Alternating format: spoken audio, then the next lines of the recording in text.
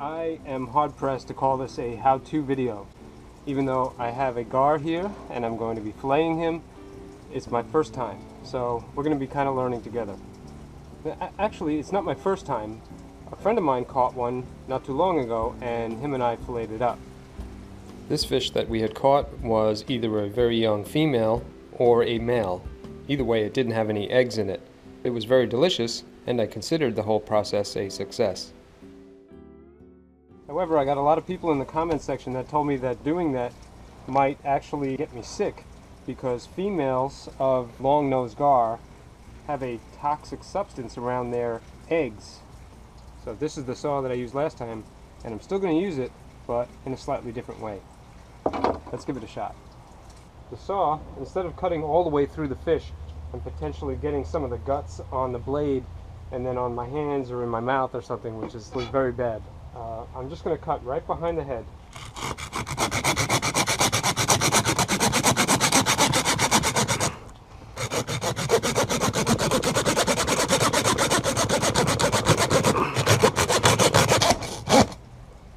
Okay, you can see how difficult that is. And all I did is get right through that scale, that armor. And then from there, what I'm going to do is use a pair of tin snips and cut along the back through that armor. Let's give it a shot. Something tells me these snips are going to be shot by the time I'm done. So far it seems to be working. It's still very laborious. Cleaning this fish was turning out to be a lot of work, but the first one was really delicious. And this was a big fish, so I was going to gain a lot of meat from my efforts. Okay, I've got a majority of it cut through to where this little tail is. Feels like there's probably meat in there. It might be sinewy. I'm not sure. I'm told that you can kind of peel the skin back. It looks like it might need a little help. That's where the fillet knife comes in handy.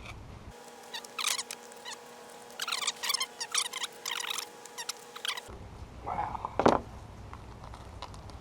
I feel like it's ripping. There it is.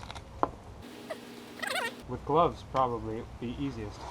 You can see what you got here are two big fillets that run the length of it, and this sinewy part here, just like I was told it would be. And well, I'll be right back.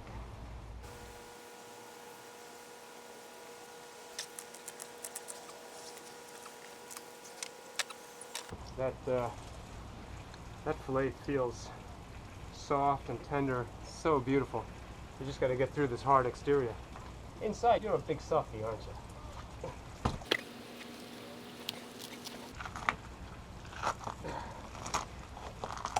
This is so much easier with gloves.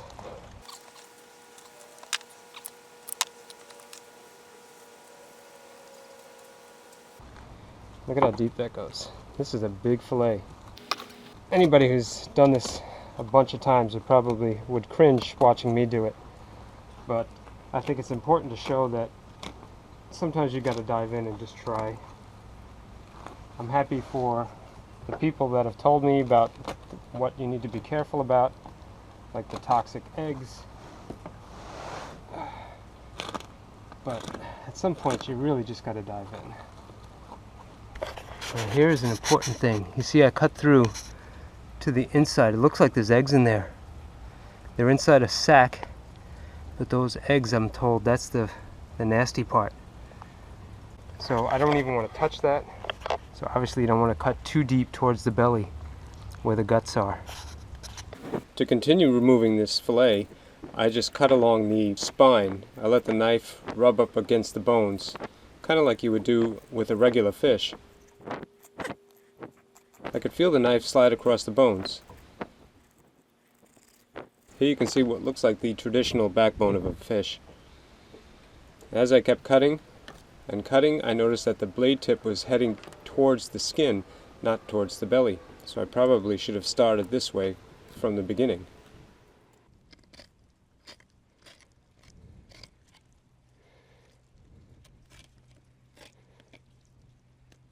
What I got was a big boneless fillet.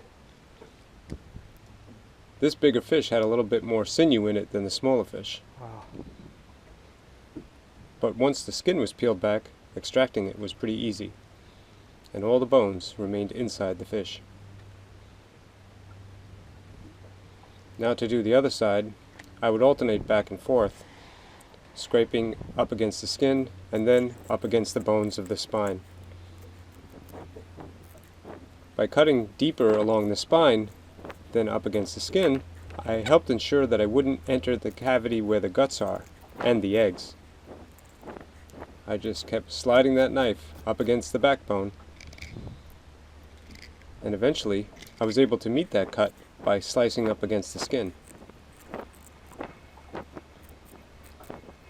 This fillet came out a lot quicker and a lot neater, all without getting close to where those gutty works were.